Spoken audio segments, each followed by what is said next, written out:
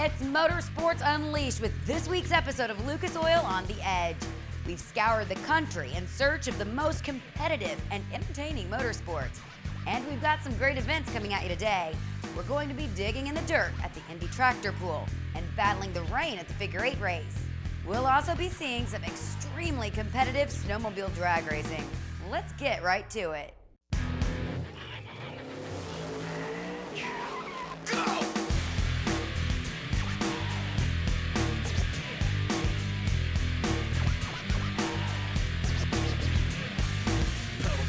Got it tacked up, and if you get too close, you're getting cracked up. Stone cold when I roll, coming out of the hole. Get back, cause I'm out of control. I'm on the edge. You're watching Lucas Oil on the Edge, and yep, the riders are already signing autographs for some of the fans out here at the Lucas Oil Snowmobile Drags, presented by Herculiner. We're in Grantsburg, Wisconsin. Memory Lake, and that's how you groom the starting line right there. That's pretty wild, but the way you get a starting line prepared is with a shovel and a rake, and it's all dirt, and you go to the water with a snowmobile.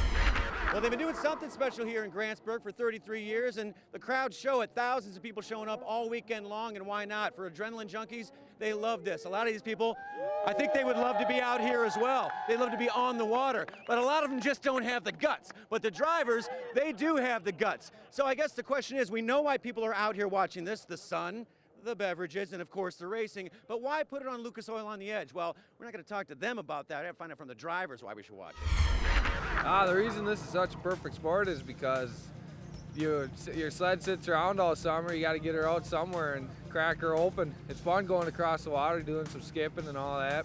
I love it mostly because of the speed. Sleds going over 80 miles an hour on water, and you never know what they're gonna do. It's kind of a guessing game. And the last thing you want to do is let the front end set down in there at 80 miles an hour. It will pitch you hard up and over the top. They'll run 4 of them here, and the top 2 will advance. Watch the front ends of these sleds. The key is, like the left lane, far left lane, stand right up in there. Watch the cone, of course. Keep that thing even and level, and you get your best ET, and you make your way into round number 2, as Dan Dombrowski and John Stanek do right here. Yeah, and let me tell you how you do this. Whenever they say it's time to go, you mat that baby. I mean, wide open and hold on. Like you said before, if you can keep it level, you get a little more bite on that belt in the back, and you can see how that worked out for Dombrowski right there. I mean, he does an awesome job. And first one across the stripe by a bunch. Yeah, he was right there. And as you mentioned, wide open is the only way to go. When you leave that starting line, if that thing followers, it is going in the water. Fortunately, it's only about 5 or 6 feet deep. Watch the quickest 2 sleds, Ken. They're the ones that stay level and right down Broadway to the finish line stripe. Boy, heck of a battle right there. And Brian Kermanek was really tracking Charlie Fleck down right there at the very end, but it was too little, too late. If you watch the guy there in lane number 3, he does that huge wheel stand, and it costs him some time. But right about here, he settles that thing down. He starts making some big-time moves. Well, you're right, and he came awful close to that orange cone, and that would have been a finish line stripe cone. Had he taken it out, would have been a DQ. Third place, unfortunately, though, will not take you to the next round. A lady inside of this group here with Krista McIzern. Oh, good matchup here. All 4 machines side by side. Good run. Well, I tell you what, she was on the gas hard, too. She's going to steal the win, pitch it in sideways into the hay bales. She knows how to get a little TV time. That's exactly right. And watch how nice all 4 of these sleds really made good runs. I mean, good, smooth, skis up, great body English for all 4 riders, including Krista. But like anything else in sport of drag racing, one of the other keys after you make a run is getting the thing to stop. Krista kicks her sideways and ends up in the bail there. Super mods coming up later. Stay with us. On the Edge is brought to you by Lucas Oil Products, made in America, sold to the world. General Tire, unleash the fury. And by Starter Guard, no more dead batteries. All right, the 800cc drags semi-final. Once again, the top 2 going to the final. Krista won that previous round of the quarters. It was a little bit late coming off the starting line right there. She's She's got to run on second place soon. I don't know if she got him or not. Talk about close. He let that sled set back down, and he just barely hung on. I mean, Charlie was there for the taking. Krista almost got him. Krista just a touch late off the starting line, then a bobble right there for Charlie's machine. Actually, it just gets a little bit wild, and he takes a second to straighten it out. Krista, though, right there, oh, she actually crosses over the lane, so it wouldn't have made a nickel's worth of difference right there, Ken. It's Charlie in second, Nebraska your champ. Yeah, Dom doing a great job. He's won both the races he's been in so far. Woo, you better be hanging on, man. When you hit that throttle, you have got to have those hands on the handlebar. Yeah, there is no tire spin there. I mean, these things are hooked up. David Fisher getting the win and going to the final round. Cody Engstrand will finish in second. Will also have the right to go to the final round. Those big old paddle-type belts off the starting line, Ken, that's why they got to have the rakes and the shovels to prep those starting lines. They just tear it all up. Great look at it right there. You can also see the raised handlebars so those guys can stand up and still have good control without bending way over trying to get stock handlebars. All right, the 800cc final coming at you. Dombrowski, Fleck, Fisher, and Engstrand. Oh, they all leave way good. back. Wow. How about that? Out of lane 3, just going to work on them. Congratulations. That was a solid effort out of David Fisher. Man, David made it look real easy. But all four machines leave the starting line as one. Look at the front ends, though, on the machines. Look at lane number 2. Struggling just a little bit. Lane 4 does as well. But lane number 3, well, he's just looking around saying, you know what, I got this baby won before the finish line stripe. He's looking both ways, and he is your champ. David Fisher, I put this on you as a world champion in the 800 drags, and you are the champ. Congratulations, bro. Oh, yeah, thanks. It's been a hard year. First final all year. Just got a new sled going. Works great, and kind of proud to be up here. Yeah, it feels great. When we come back, we'll hook them up to the sled and find out who's got the most tug. You're watching Lucas Oil on the Edge. Welcome to the E3 Spark Plug Super Modified Tractor Pull presented by General Tire. We're in Indianapolis, Indiana. Motorsports capital of the world. That is Ken Vinny, one of the legends in motorsports. LD Nation, Bill Leishner, 3 of the best in the business. They've been doing it for a long time. LD this time by will bring his turbines out. Meanwhile, though, the other 2, Leishner and Vinny, 4, count them, 4 supercharged, injected Chrysler Hemis on board. Big time smoke sitting out here in the front of these things. They have a lot of weight they have to carry. This guy is a multi-time champ. Talk about some seasoned eyes. He can walk across that track and pretty much tell you what it's like now and what it's going to do later on tonight as well, as they hook that huge, I mean huge, mammoth change, and of course also the safety switch right there in case that tractor were to bust loose from that sled. Immediately shut it down.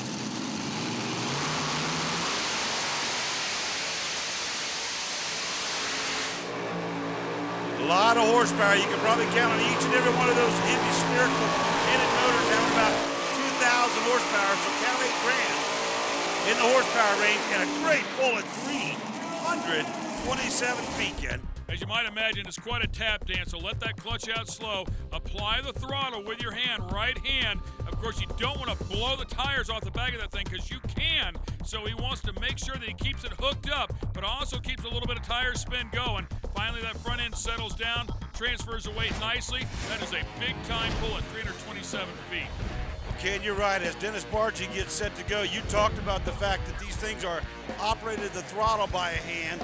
So your right hand's on the throttle, left hand on the steering wheel, and both your feet, by the way, are trying to handle brakes.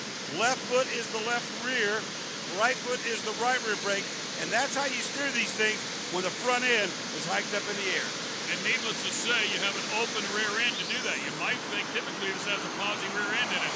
They do not. They have to remain open so they can't steer. 3 turbines here. That is a tool machine, man. Bargy and the Apache musters up 322.71. A very solid pull there, but well short of that 327 needed. And here comes one of the characters in the class. LD Nation. I mean, he's 66 years old. He's got 2 cool tractors. One's got 4 Hemis. This one's got 2 turbines. And I even think his name is cool. How about it? LD Nation, baby. All right, here we go. Place your bets and double down.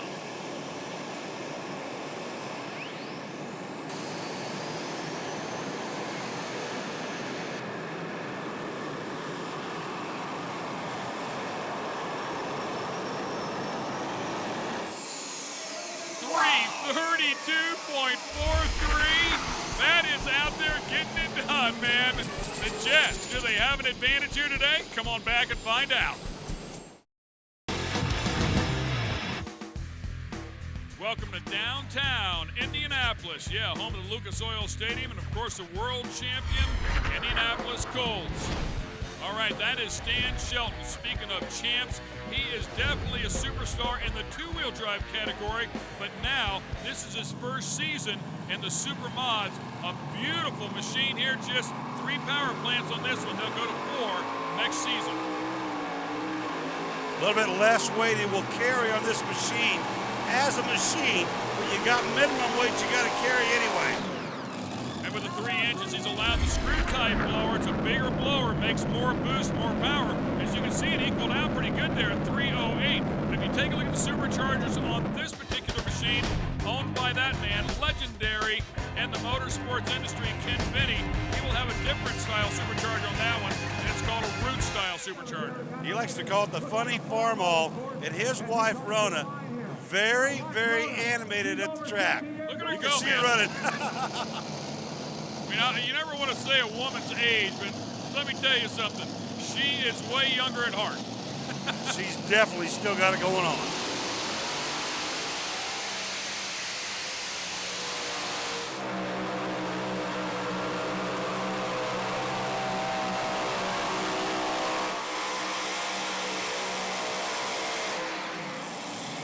Wow. Drag strips or tracks made of mud, man. Ken Vinny has still got it at over 332 feet, my friend. Yeah, he was running down there to meet her, no doubt about it. Those things at full song were absolutely a thing of beauty. Scott Tedder and the Mr. Twister up next. He's got his work cut out for him now. Yeah, he's got some big numbers to beat. Ken Vinny laying down that number there. That front end is hiked up in the air, but that's a good-looking pull. Long ways to go to get to 332, so he'll lay up way short here in that particular pull. And you can see some of the young guns that are working their way into this class. We have some real seasoned veterans, and we also have some guys that are coming into this that are a bit younger. Shannon Leishner, this is son of Bill Leishner, who we saw a little bit earlier. This one is the Dirt Challenger machine. And it sounded initially like he was going to struggle. You can see that left-hand motor doing some popping. It's still got a lot of steam going, Ken. 323.27, I mean, a very solid effort. Looked like he had to tap the brake right in the center of the pull. Better it just straightened itself out. Either way, it did make a small move. Talk about seasoned veterans, here comes another. The Super Stallion, Ed Boyer's machine, out of Michigan. Another one of those 3 turbine-powered machines. Take a look at the roll cages, by the way, on these tractors. There was a time when these things just had a little bit of a bar over them. Now, for all intents and purposes, it's the same as on funny car cage. It's something you'd see in any AA or alcohol funny car at the drag strip. So all safety precautions being taken here.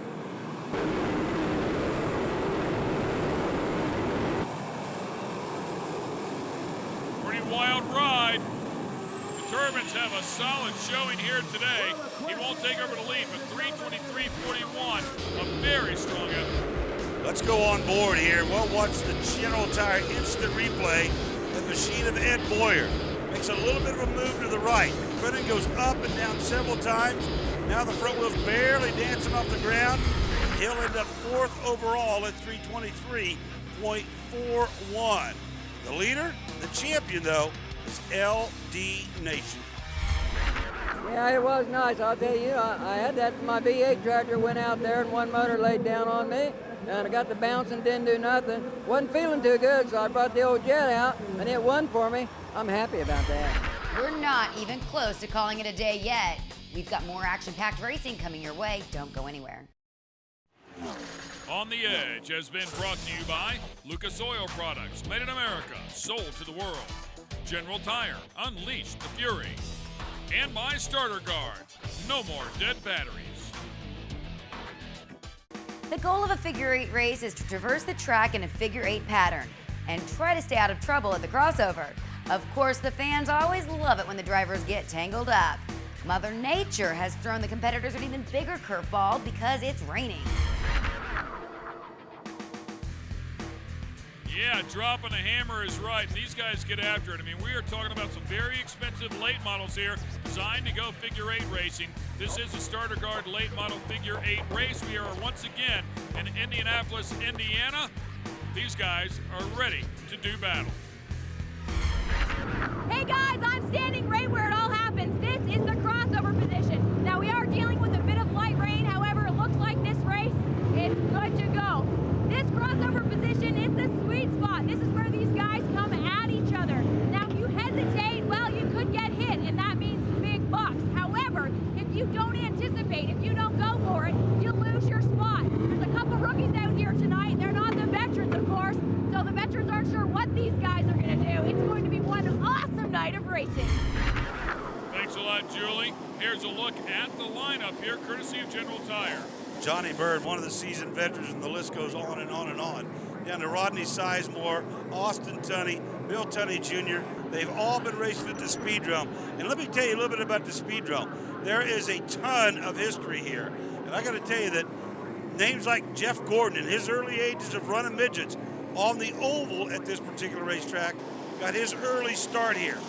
You can take names like Mel Kenyon, multi-time USAC midget national champion. Again, Jeff Gordon, the late Kenny Irwin. I mean, Tony Stewart has raced here. The names just go on and on and on. Not on the figure-8, but on the oval as we go on board here with Mark Tunney. Got some great shots here to watch these guys go to work. Bobby Dothett and Bobby dealing with a wet track here, as is everybody. If you take a look at the front of this car, you can see that it is set up neutral with the camber on both sides, about as equal as you can get it. That's right, Ken. All four corners just square it up because they've got to use that tires all the way around the racetrack. Rodney Sizemore's been figure-8 racing a while, and Rodney, talk to me a little bit about the figure-8 race itself. There's a lot more that meets the eye for you guys. Oh yeah, there's you figure when you're doing the figure-8, you got to time yourself down for the crossover. So you're not only racing the guy off the corner right beside you, you're also racing the other man off the other corner too. So it's all into timing. So what are you thinking when you're out there then? I mean, you have to be watching both sides of it then, right? Oh yeah, definitely. You got to get your timing down. You get to know your drivers and stuff, but you know when the nose is up on the car and he's coming through. He's not going to stop. He's already got his mind made up. So if you're going to do any slowing down, it's going to be in your corner, not in the straightaways. Let me give credit to these fans too as well, Ken. You know, early on during qualifying and such, there was no moisture in the air. But during the feature event, and it was decided by the promoters, and they do it here all the time at the Speedrome, if it rains, and they continue on, and such the case here tonight. I will tell you, man, tip of the hat to all these guys. There's some talented drivers out here driving these cars around on basically slicks on a wet track. I mean, these things are a handful, and they're doing an awesome job. That's exactly right. And again, as we just talked a moment ago to one of the drivers, you got to watch out of all four corners of your eyeballs. I mean, these things, you're going to watch the crossover. You're watching the driver beside of you. You're looking for that next turn. I mean, you got to do a little bit of everything. And then you're doing all that while it's missing rain. Oh, man, up over that mogul, down on the inside of that turn, and the 20 car of Dawsey Jr. will take over the lead. That one little move right there, even going over the top of that big yellow bump there, actually was good for Dawsey as he picks up the lead spot and almost has a problem goal right there at the crosshairs. Larry Hahn, the 24 car, was out front and would be able to pick up the lead if something were to happen, but Dawsey Jr. right now, your current leader, looking really good. A little Dairy Queen sponsorship on the back of that one. Yeah, he's out there in wide open space, and that's a good place to be. As once again we go on board here with number 17, Mark Tunney's machine. And Mark, for all intents and purposes, is one of the cars right now, at least, toward the back of the racetrack. And this is not the type of track that you're going to make up a lot of ground on in a short period of time. Battle for 5th place as Larry Hahn has fallen back a bit. Now Jesse Tunney coming after him, and Tunney underneath him there. A fair amount of contact. They're also in some lap traffic on board with Bobby Dothett. Cool looking helmet there for Bobby. Yeah, that's Bobby some with nice a handful of paintwork. steering wheel. Little counter steer to try to keep that thing as straight as possible. And you know vision can be an issue out here with it raining as well. These windshields are not designed for this, and they don't have windshield wipers or any defrosters. Well, it's never really downpoured per se, but we did have a pretty steady drizzle, which now for the most part has subsided. So there are a few dry spots again on the track. Not a lot of them, but a few of them here and there. So you can get your car sliding a little bit, and from time to time you're going to catch a dry spot and maybe catch on a little bit. I think Dossie Jr. had the right idea. No windshield in that one whatsoever. That's the easiest way to keep clear vision inside of a rainstorm with all the spray that comes up off these cars. White flag has flown. The last lap in progress through the last turn. Coming back across the start and finish line. If he doesn't wad it up right here, he's going to win it. Congrats. Jack Dossie Jr., your winner here at the Figure 8 event at the Speedrome. Mark Tunney, Bobby Dothett, Rodney Sizemore, and Jesse Tunney, your top 5. They battled with fellow racers, and as Julie said, they battled with Mother Nature, our winner. Congratulations, Jack. Unbelievable job. Tough conditions. Well, we wanted to make sure we got in a good show for the fans, and you folks from Speed was here, and Lucas Oil. We just want to thank them for coming out to the Speedrome, see some good, exciting racing. Weather conditions was a little bit rough tonight. You'd have probably seen a better show, but I guarantee you that all the fans was excited about the race tonight. You got that right. Tell me, how hard is it to handle these cars when the racetrack's so slick? Well, you got a racing slick tire, 700 horsepower, and you're running a pretty high gear here. You're used to cranking it about 7,500. So you just got to be real easy on the throttle, and that's kind of hard for me to do, but fortunately we was. This has been an exciting episode of Lucas Oil on the Edge. For Ken Stout, Brian Olson, Ted Brunson, and Julie Atchison, I'm Angela Jenkins. Log on to speedtv.com and link over to newwavetv.com for a list of upcoming OTE shows. And remember, you're not living unless you're on the edge.